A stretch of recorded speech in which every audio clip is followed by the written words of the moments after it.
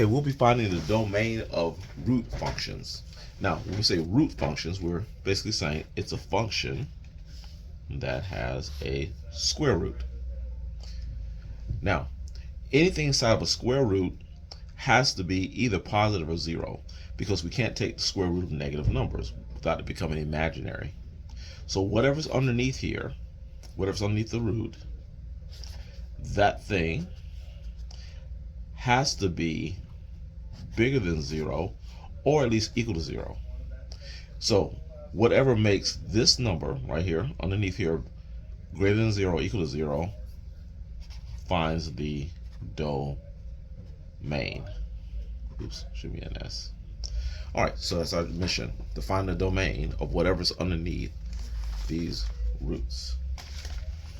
So what's underneath this root is x plus 4. So we'll take x plus 4, and we say that x plus 4 has to be greater than or equal to 0.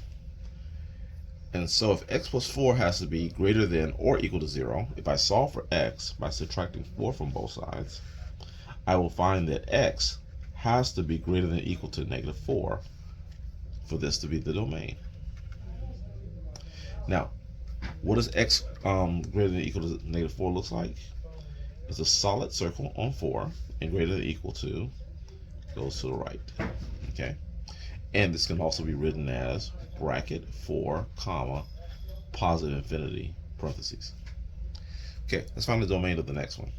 So what's inside here is a 2x minus 4, so we say 2x minus 4 has to be greater than or equal to 0 for the domain. Well, if 2x minus 4 has to be greater than 0, if I add 4 to both sides, this now says that 2x must be greater than or equal to a 4. If I continue to solve for x, and I take my 2x is greater than or equal to 4 and divide by 2, I will have that 1x is greater than or equal to 2. So if all my x's are greater than or equal to 2, this keeps the denominator either positive or equal to 0. So this will be my domain. These are all the numbers I can use. This represents the graph from 2 to positive infinity, or should I say bracket 2 to positive infinity here as interval notation. Okay, next we have inside here a negative x plus 4. So negative x plus 4 has to be greater than or equal to 0. Now when I solve for x, I subtract 4 from both sides, and I have here that now negative x has to be greater than or equal to negative 4. Now to solve for this, we introduce a 1 here, and we say that we divide by negative 1 on both sides. And when you divide by negatives with inequalities, the inequality changes. So negative 1 divided by negative 1 is positive x. This changes to a less than or equal to, and a negative 4 divided by negative 1 is positive 4. So this is our domain. X has to be less than or equal to 4, which looks like this.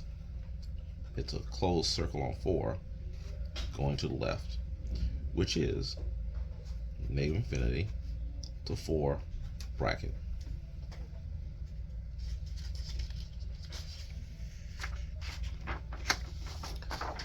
Okay, let's take a look at this one. 7 minus x, to find the domain of this underneath this root, 7 minus x has to be greater than or equal to 0. So I'm going to solve for x. X is going to be kept on the left side. So I'm going to subtract 7 from both sides, and I'll end up with negative x greater than or equal to negative 7. Now I'll treat this negative x as a negative 1x and divide both sides by negative 1. Now negative 1 divided by negative 1 leaves 1x. Dividing by negatives on both sides changes this from a greater than sign to a less than sign. And then negative 7 divided by negative 1 is positive 7. So x is less than equal to 7 is our domain. The graph of that looks like this. 7 here, and all the values going to the left. Interval notation of this is negative infinity to 7 bracket. Okay, next we have an x squared minus x minus 6.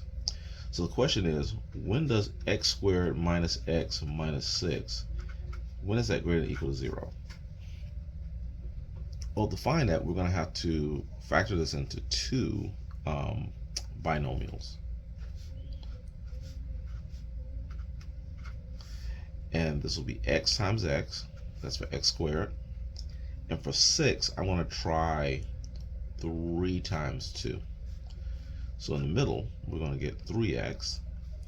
Outside, we're going to get 2x. The signs need to be different. Okay, this means the signs need to be different. And we need a negative 1x. So I'm going to put a 1 here. So to get that, this will be my negative, this will be my positive. So together, this makes negative 1x, and everything matches. So first will be negative, and second will be positive. Okay, so we're going to take each of these, x minus 3, set that equals 0, and then x plus 2, set that equal to 0, and we're going to solve. So plus 3, I get x equals 3, subtract 2, I get x equals negative 2, and graphically, that looks like this. This is negative 2, and this is the point on 3. Now, we have to find the part that is greater than 0. Greater than 0 means that we're looking for the positive part. So which of this graph will be a positive? So I'm going to use test points. I'm going to use a negative 10 to test this right here, a 0 to test the middle, and a positive 10 to test the right side. So using negative 10, a negative 10 minus 3, negative 10 minus 3, together with a negative 10 plus 2, makes a negative, same signs add, you get a negative, and different signs subtract, we get a negative. A negative times a negative means positive. So this negative 10 produces a positive answer. Now let's try 0. If you put 0 in for x, you'll get 0 minus 3, and you'll get 0 plus 2. Well, 0 minus 3 is a minus 3, and 0 plus 2 is a 2. And a negative 3 times a positive 2 will be a negative number. So 0 produces a negative. And these always produce a pattern of positive, negative, positive, negative, positive, negative. So if this is positive, this is negative, the next part will be a positive. So these two parts is what we need. This part is what we don't need. So the answer will be negative infinity to negative 2. And this part right here, which is 3 to positive infinity. So we have this part and this part, which is represented here and here. And I'll put a union between them to say that we're going to use both parts.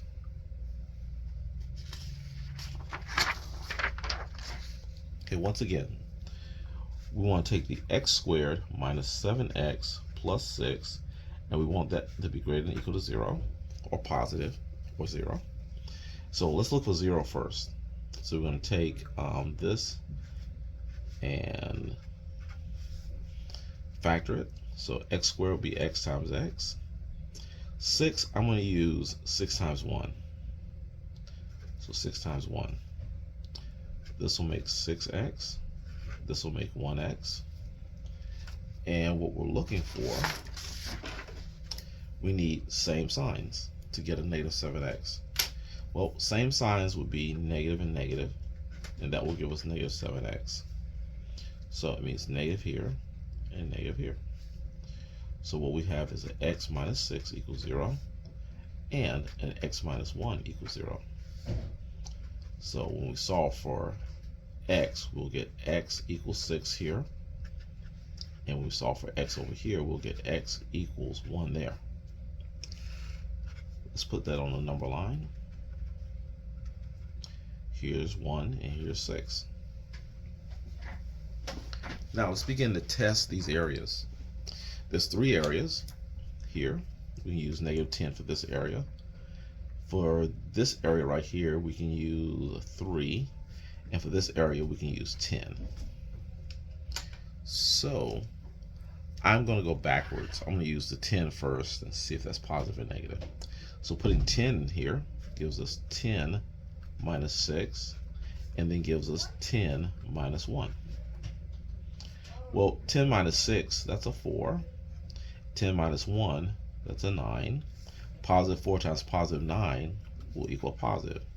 So this area is going to be a positive area, and that means this area is going to be negative, and this next area is going to be positive.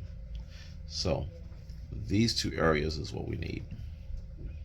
That's going to be -infinity till you get to 1, and then skip this part, and we're going to use this part right here, which is from 6 to positive infinity. So this part right here is this, and this part right here is there, and we're going to union those. Okay. All right. Next we have, let's take the x squared out plus 5x plus 6, set that greater than or equal to 0, and then we're going to solve for x. So x times x for x squared, and for 6 I'm going to use 3 times 2. 3 times 2. Now the signs have to be the same, so let's try that. 3x and 2x.